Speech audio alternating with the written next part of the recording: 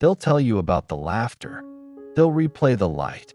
They'll remember the touch of your hand, the sparkle in a shared glance, the music that made them feel free. But the silence, the arguments, the moments that broke you open, those vanish. It's not that they don't exist. It's that the avoidant won't let them. Because for them, to remember the pain is to stand too close to the fire. And survival has always meant walking away before the burn. The memory that feels safe. They remember your smile. They remember the way your laugh filled the room. They remember the sunlight that spilled across your face. And how, for a moment, they felt like the world wasn't so heavy. But they don't remember the argument. They don't remember the hours you sat in silence. They don't remember the way their coldness left you in tears. At least, that's what they'll tell you. Here's the truth. The avoidant doesn't actually forget. Their memory isn't broken. It's selective, strategic, protective. It is the kind of remembering that shields them from themselves.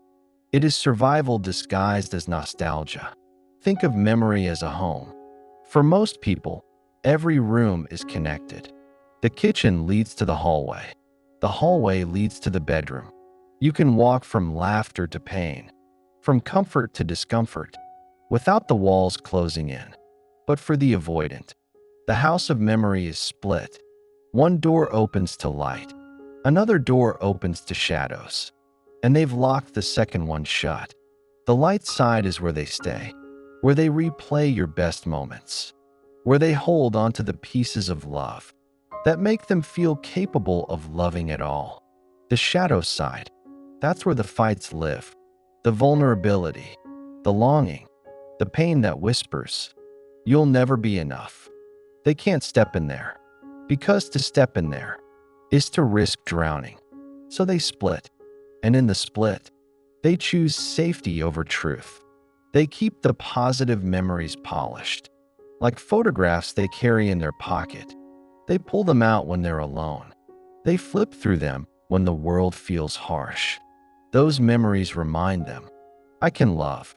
I was wanted. I wasn't always alone. But the pain? The pain is dangerous. The pain threatens to confirm what they've spent their whole life trying not to believe. That closeness hurts. That love ends. That the people they trust always leave. So when you ask, don't you remember how cold you were that night? They look away. They shrug. They say, I don't remember that. And part of you thinks they're lying. Another part wonders if maybe they really can't recall. But the truth is this. They remember.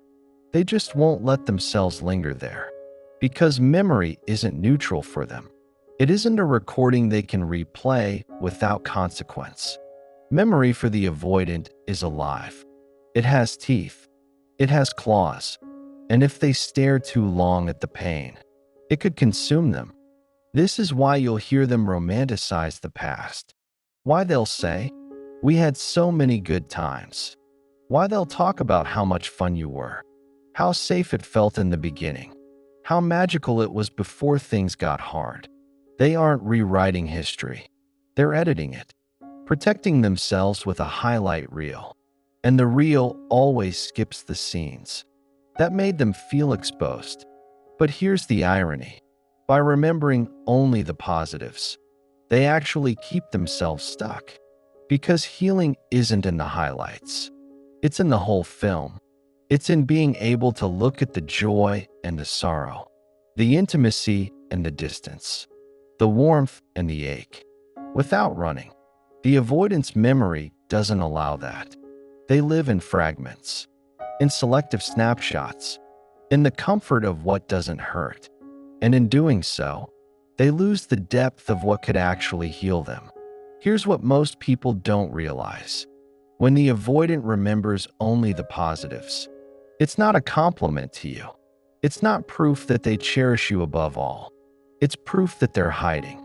Because the parts they don't mention, the nights you cried, the moments you needed them most, the fights where their silence cut you open, those are the very memories that could have brought them closer to you.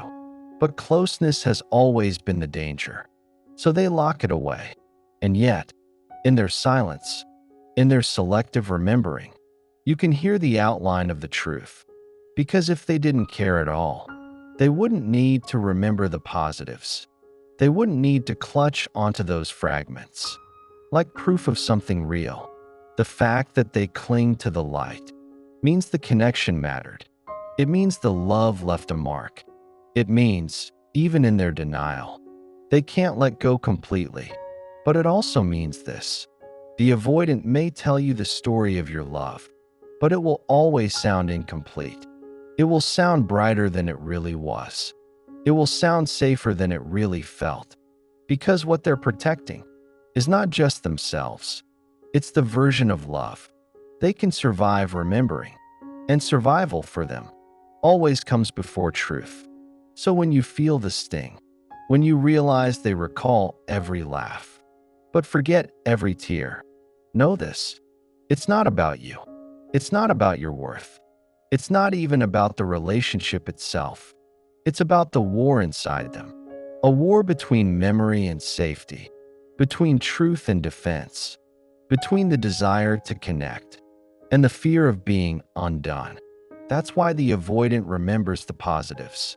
Not because the pain didn't exist, but because, to them, remembering the pain would mean feeling it again. And for someone who has built their entire life on avoiding the ache of abandonment, that is one risk they won't take. This is the hidden map of their memory. A world divided in two. A love remembered in fragments. A truth split down the middle. And you, standing on the outside, are left holding the pieces they could never let themselves touch. The fear inside the forgotten. They don't forget because it wasn't real. They forget because it was too real. Here's the paradox of the avoidant. The same love that warms them is the same love that burns them. Every moment of closeness is followed by the echo of danger. Every soft touch is shadowed by the memory of loss. Every truth spoken is weighed against the fear that you'll use it against them one day. So when pain enters the picture, when there's conflict or vulnerability or raw emotion, their nervous system goes into alarm. It says, "This isn't safe.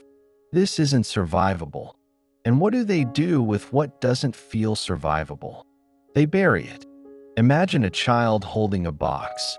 Every time something overwhelms them, the yelling, the absence, the cold stares, they shove it into the box. They slam the lid shut. They sit on top of it, as if their very life depends on keeping it closed. That child grows up. The box doesn't go away. It just gets heavier. And every relationship they step into, that box comes with them. But here's the catch. To keep the lid shut, they have to learn the art of forgetting. Forgetting, to them, isn't an accident. It's survival. It's what keeps them from drowning in the flood of feelings they were never taught to hold. So when you remember the pain, when you hold it in your body, when you replay the nights of distance, the arguments, the silence that broke you, they genuinely cannot stand beside you in that memory.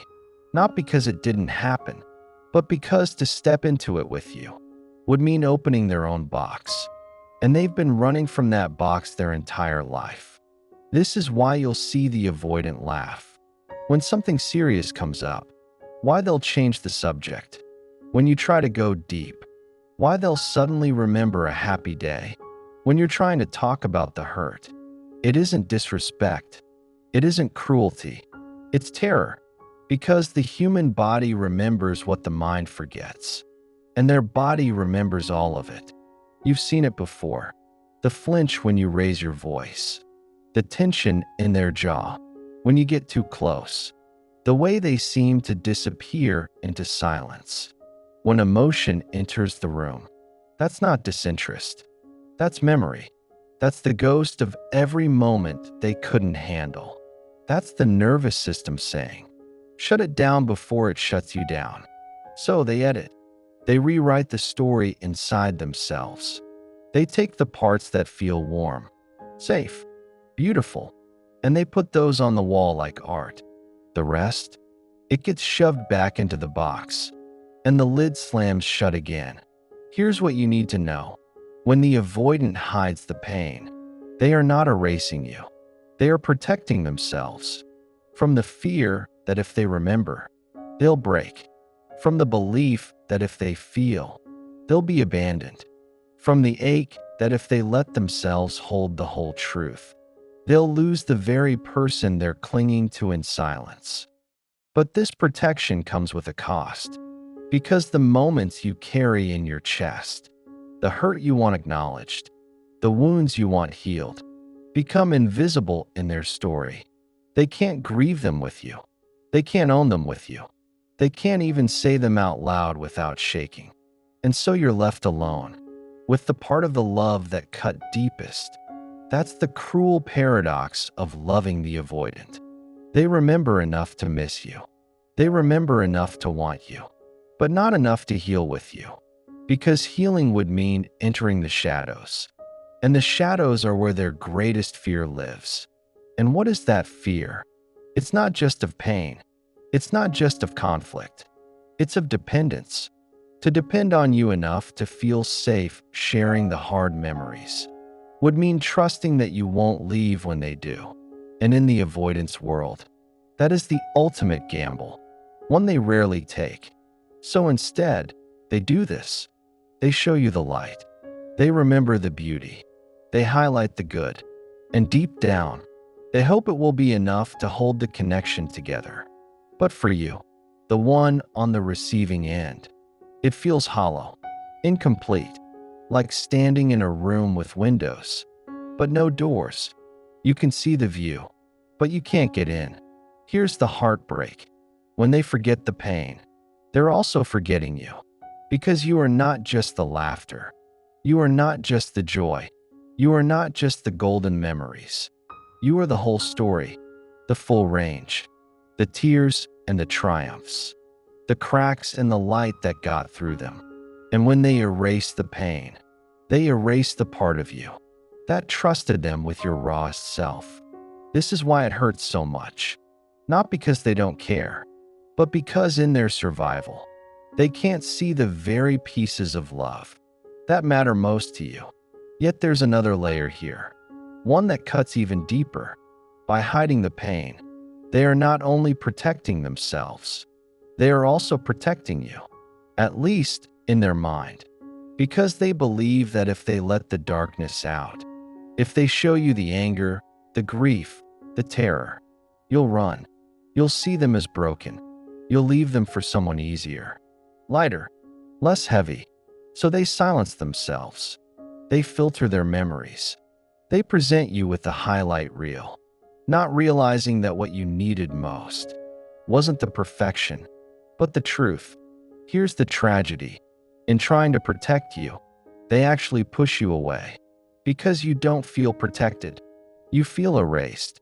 And in the end, both of you are left holding different versions of the same love. One in fragments, one in full. And the distance between those versions is what breaks you. But beneath it all, you need to know this. They remember, even the parts they claim they don't. Their body remembers. Their silence remembers. Their distance remembers. It's just that remembering feels like drowning, and hiding feels like the only way to breathe. That's the fear inside the forgotten. Not a lack of care, not a lack of love, but a belief that if they let themselves remember everything, they won't survive it. The memory that builds the wall. They don't just forget the pain. They rebuild themselves around the forgetting. Every avoidant carries an internal blueprint, not of closeness, not of safety, but of distance. It's the map they were handed as children, the one that says, when love gets close, you step back. When hurt appears, you erase it. When someone asks for more, you give less. And so every relationship that follows gets built on that foundation, brick by brick, wall by wall, memory by selective memory. Here's the cycle. They meet someone new. The warmth is intoxicating. The connection feels safe. For a moment, and in those early days, they let themselves believe. They share laughter, stories, even little truths. But then, the box inside begins to rattle. The weight of their unprocessed past presses against the lid. And the moment you ask for more closeness, more vulnerability, more truth, their nervous system panics. This is where the wall goes up. Not an external wall you can see, an internal one, made of carefully edited memory. They tell themselves, it's fine, it's good, it's light, it's enough. And if it stays light, they can keep going. But the moment it gets heavy, they cut, not you, but the memory of the pain. And by cutting the memory, they cut the intimacy too. You feel it, that sudden coldness, that shift from closeness to distance, the way they go from present to unreachable in the span of a breath. It's not that they don't feel, it's that they feel too much. So much that their system only knows one way to survive. Shut it down, shut it out, rewrite the story in a way that doesn't drown them. This is why you'll often hear them say, it wasn't that bad, or you're overreacting. It isn't gaslighting in the way you think. It's survival. Because for them, to agree that it was that bad would mean opening their own box. And their body whispers, don't you dare open it. You won't survive what's inside. So they shrink the memory. They highlight the good. They erase the cracks. And what's left behind is a story that feels safe for them, but suffocating for you. Here's the irony. This selective memory doesn't just erase the past. It builds the future. Because every time they forget, they reinforce the wall. Every time they deny, they cement the pattern. Every time they minimize, they teach their nervous system. This is the only way to live. Forget the pain. Erase the intimacy. Hold on to only what won't break you. But what they don't realize is that the wall doesn't just keep pain out. It keeps love out too. Because love, real love, requires the whole story. The laughter and the ache. The beauty and the scars. The joy and the grief. And when they erase half the picture, they erase half the love. This is why their relationships feel incomplete. Why you find yourself asking, do they even remember what happened? Why you ache for acknowledgement that never comes? Why it feels like you're holding a heavy truth they won't even touch? Because in their reality, the truth is dangerous. And so they replace it with half-truths they can live with. But here's the heartbreak. They don't see the cost. They don't see that in trying to protect themselves, they're teaching you that your pain doesn't matter. They don't see that in rewriting the story, they're erasing your voice. They don't see that in hiding behind the wall, they're keeping themselves alone, even while lying next to you. And here's the deeper truth. They're not just forgetting you, they're forgetting themselves. Because those memories they bury, they don't disappear. They live inside their body. They leak out in ways they can't control. The sleepless nights, the sudden anger, the flatness when they should feel alive, the shutdowns when you get too close. That's the cost of erasure. That's the echo of everything they claim not to remember. It's a haunting, not by ghosts of the past, but by the very parts of themselves they're too afraid to face. And so the wall gets taller, the love gets thinner, and the cycle continues. But here's what most people miss. The avoidant doesn't build the wall because they don't want connection. They build it because they want it too much. So much that it terrifies them. Because if they let themselves fully feel the connection, fully step into the intimacy, fully acknowledge the depth, then losing it would destroy them. So they preempt the loss by forgetting, by minimizing, by cutting themselves off before you can. And that's the cruel irony. The very wall they build to save themselves, becomes the reason they lose what they needed most. Think about it. The laughter you shared, they remember that. The smiles, the sweetness, the little inside jokes. Those get framed like photographs on their inner wall. But the night you cried in their arms, the argument that cut deep but held truth, the moment you asked them to finally let you in, those get blurred, edited, filed away. Not because they didn't matter, but because they mattered too much. And to hold them would mean holding the risk. So what you're left with is a partner who seems to love you, but can't meet you, who seems to care, but can't comfort, who seems to remember, but not in the way you need. And over time, that gap between your full memory and their edited one becomes unbearable, not because they don't love you, but because the way they love you is through walls. This is why avoidant love feels like reaching for someone through glass. You see them, you know they're there, you even feel the warmth of their hand pressed against the other side, but you can't get through because the glass was built for memory, the memory they won't touch, and the memory they won't let you hold with them. That's how the forgetting builds the wall, not just in the past, but in every future they step into. And unless they learn to open the box, to face what they've buried, to trust that someone can hold the whole story with them, that wall will always stand.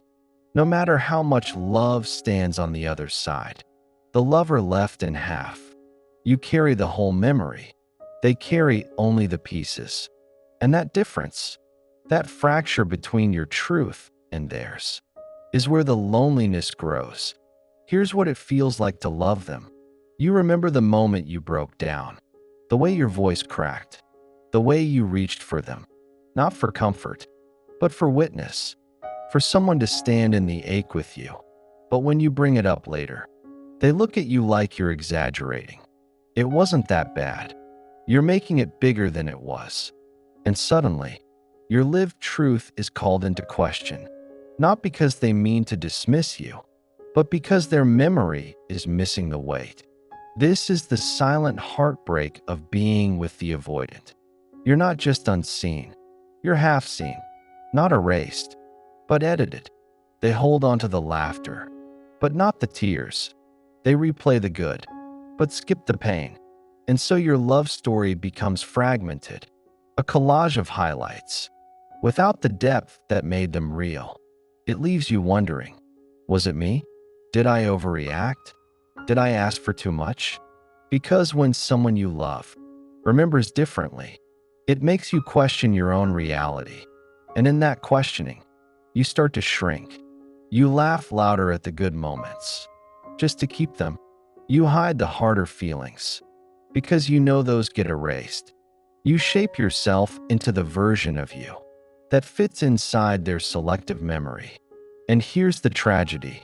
The more you do this, the more invisible you become, not just to them, but to yourself, because you're no longer living the whole truth. You're living half a story, the half they can hold. This is why so many people in relationships with avoidance describe feeling lonely, even when they're not alone. It's not the absence of presence. It's the absence of depth, the absence of someone saying, I saw you when you were breaking. I held you when it was heavy. I remember because it mattered. Instead, you get, I don't recall it like that. It wasn't such a big deal. Can't we just focus on the good? And each time, a part of you disappears from the relationship. Because here's the truth no one tells you. It's not just the avoidant who forgets. You start forgetting too. Not because you don't remember, but because you stop trusting your memory. You stop trusting your voice. You stop trusting that your feelings are valid. When the person you love treats them like background noise, so you silence yourself. You hold back. You say less. Not because you don't have more to say, but because you've learned that what you say doesn't stay. And slowly, you two begin to live in half-light. This is the cost of their forgetting. It doesn't just erase their pain. It erases you. Because in a relationship, Memory isn't just about what happened. It's about acknowledgement. It's about carrying the story together. It's about saying, I hold the same truth you do. I saw it. I felt it. It mattered. Without that, you're not partners. You're witnesses to different realities. And that difference is a kind of exile. Here's the cruel part. The avoidant doesn't see it.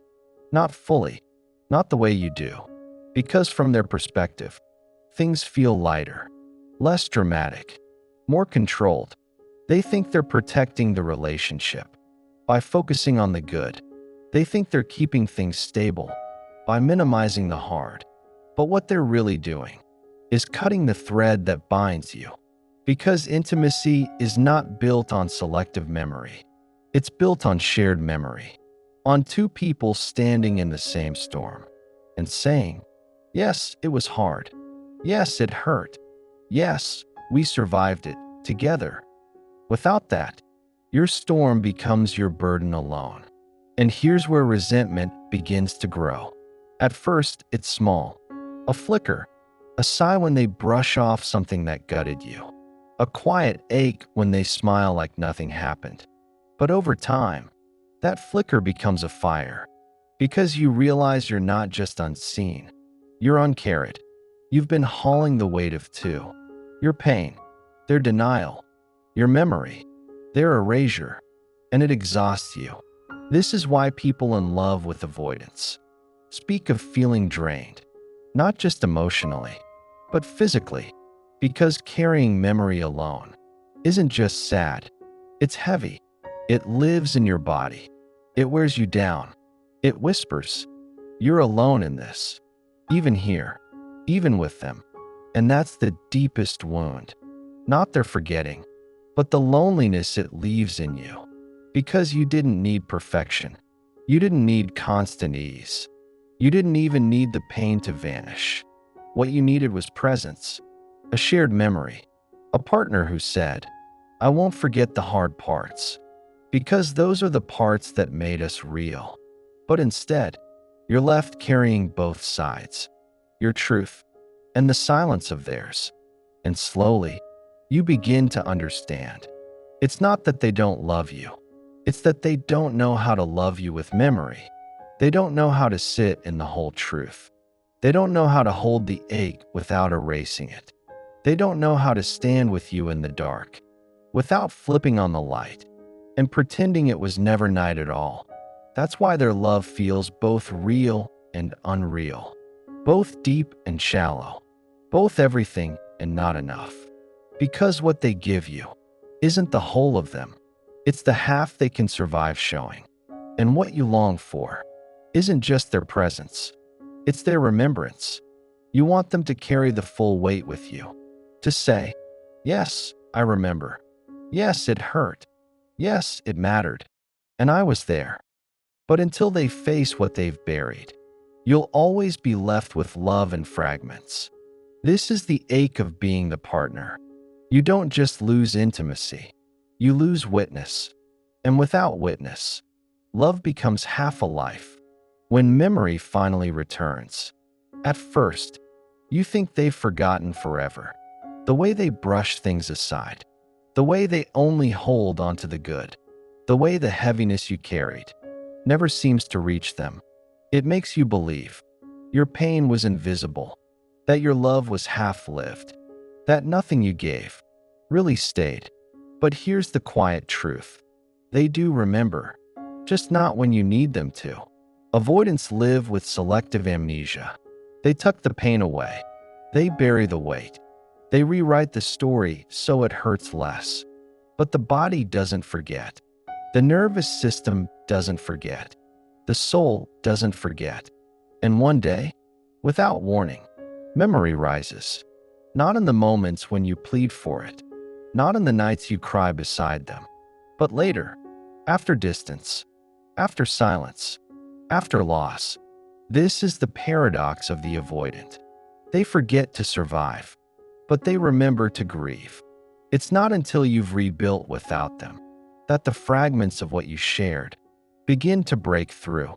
Not in words, not in conversations, but in flashes, in hauntings, in the ache that comes when they're finally still enough to feel. They'll remember the way your laugh filled the quiet.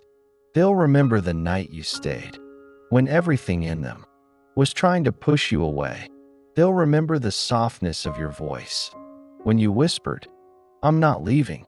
They'll remember, not because they wanted to, but because love never truly leaves the body. It just hides, and when it comes back sharp, not as a warm nostalgia, but as a piercing realization. I had something real.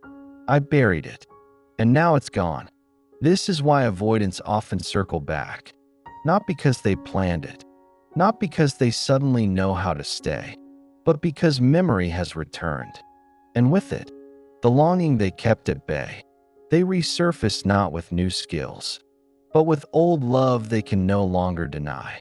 They reach for you, not out of cruelty, but out of remembrance, because suddenly they see the whole of what was, the good and the pain, the light and the shadow, and in that vision, they feel the truth. You mattered more than they could carry. But here's where the story splits. Because memory alone isn't enough. They may come back remembering, but if they haven't yet learned how to stay, they'll repeat the same cycle, forgetting in the moments you most need them, remembering only in the silence after. And that is the heartbreak you have to guard against. So the question becomes, what do you do when the one who once erased your pain returns carrying it? Do you let them back in? Do you trust their memory this time? Do you risk the half-light again? Or do you hold your rebuilt life, your wholeness hard-won, and choose to be remembered without being rewounded? Here's the truth only the brave admit. Sometimes love is real and still not enough. Sometimes they finally remember, but it comes too late. Not because you stopped loving them, but because you finally started loving yourself more. You learned that memory should not be begged for, that witness should not be optional, that intimacy requires presence in both joy and pain. And once you know that, once you've lived the fullness of being seen, you cannot return to half-light. And yet, it's never that simple, because when they do come back, when they finally remember, a part of you softens, not because you're weak, not because you forgot what it cost you, but because you too remember. You remember the tenderness. You remember the moments when their guard slipped. You remember the love that was always there, even when it was hidden. And so you stand at a threshold, one hand reaching toward what you longed for, the other holding the life you built without it. This is where you discover the deepest truth. The avoidance memory is not your responsibility. It is not your job to make them remember. It is not your role to carry both your story and theirs. Your work, your sacred, necessary work, is to remember yourself, to hold your own truth, even when they deny it, to honor your own pain, even when they minimize it, to trust your own memory, even when theirs is fractured, because that is how you stay whole, in a love that sometimes forgets. And here's the paradox that heals you. The more you remember yourself, the less you need them to. You no longer beg for acknowledgement. You no longer shape yourself into half-light. You no longer disappear inside their forgetting. Instead, you anchor, you ground, you carry your full story, whether they join you or not. And from that place, you can choose, not from longing, not from lack, but from clarity. If they return, you meet them as someone whole, not as the one still waiting to be seen. And in that wholeness, you hold the power to let them back in or to finally release them.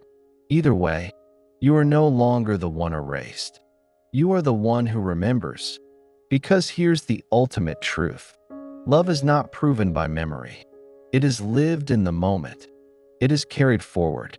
It is shown daily in presence, not occasionally in regret. And until the avoidant learns that, their memories will always arrive too late. But yours are here now. and they are enough. So if you're watching this, if you've ever felt unseen, half carried, half remembered, hear this. You are not too much for asking to be remembered. You are not wrong for wanting your pain witnessed. You are not selfish for needing the whole truth. You are human, and you deserve a love that doesn't just remember you when it's over. You deserve a love that carries you fully, in joy, in ache, in presence. And until that love arrives, remember this. You are already whole. You are already enough. And the one thing you never have to fear is being forgotten by yourself.